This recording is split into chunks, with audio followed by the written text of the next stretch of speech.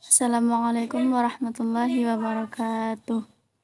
Alhamdulillahirabbil alamin wa bihi nasta'inu ala umuri dunya waddin wassalatu wassalamu ala asyrafil anbiya'i wal mursalin wa ala alihi wa sahbihi ajmain amma ba'du. Rabbi israh li sadri wa yassir li amri wahlul 'uqdatam min lisani yafqahu qawli. Perkenalkan, nama saya Tri Oktivianiwati.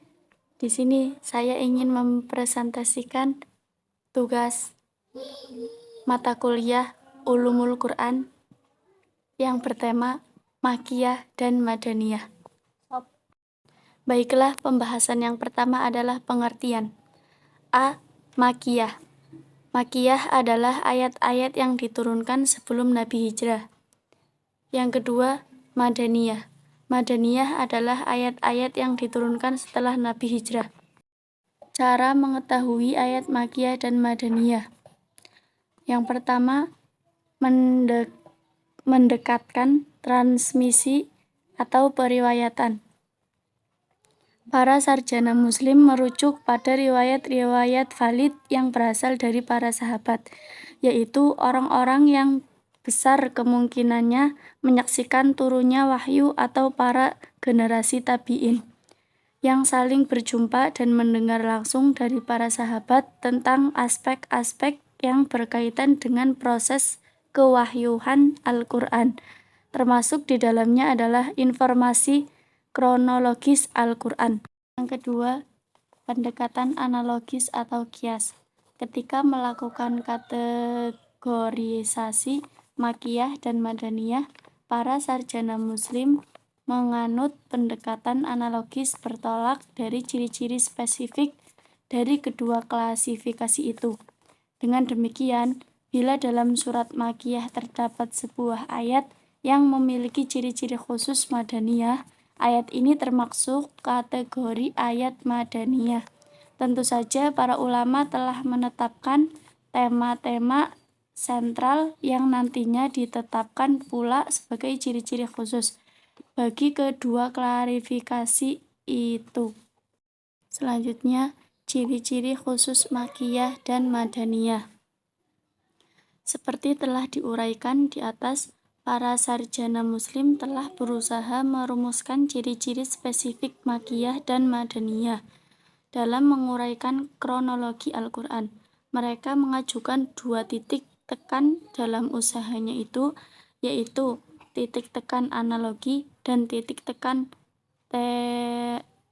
tematis. Dari titik tekan pertama, mereka memformalisasikan ciri-ciri khusus Makkiyah dan Madaniyah.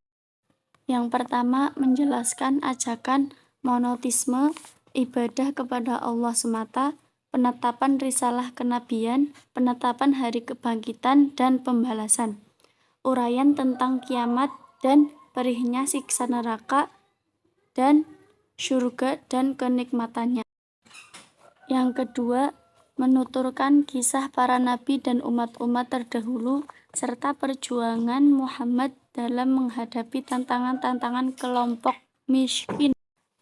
B. Madaniyah.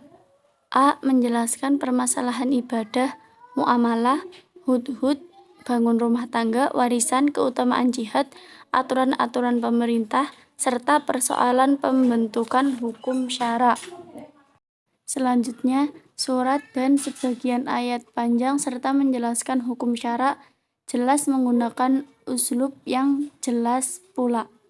Ciri-ciri spesifik yang dimiliki Madaniyah baik dilihat dari perspektif analogi ataupun tematis, memperlihatkan langkah-langkah yang ditempuh Islam dalam mensyariatkan peraturan-peraturannya, yaitu dengan cara periodik, hierarkis, atau tadaruj. Selanjutnya, klasifikasi ayat dan surat Al-Quran.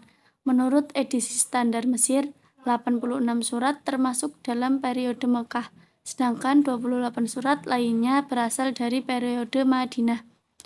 Besar determinasi kronologis ini adalah permulaan surat. Sebuah surat, misalnya, dianggap Mekah jika ayat awalnya diturunkan di Mekah, meskipun berisi juga ayat-ayat yang diturunkan di Madinah. Urgensi pengetahuan tentang Makkiyah dan Madaniyah. An-Naisaburi dalam kitabnya At-Tanbin ala Fadli Ulumul Al-Quran memandang subjek Makkiyah dan Madaniyah sebagai ilmu Al-Quran yang paling utama. Sementara itu, Makna Al-Qotan mencoba lebih jauh dalam mendeskripsikan urgensi mengetahui Makkiyah dan Madaniyah sebagai berikut. 1. Membantu dalam menafsirkan Al-Quran. 2. Pedoman bagi langkah-langkah dakwah. 3. Memberi informasi tentang sirah kenabian. Sekian presentasi dari saya, kurang lebihnya mohon maaf. Wabillahi taufiq wal hidayah. Assalamualaikum warahmatullahi wabarakatuh.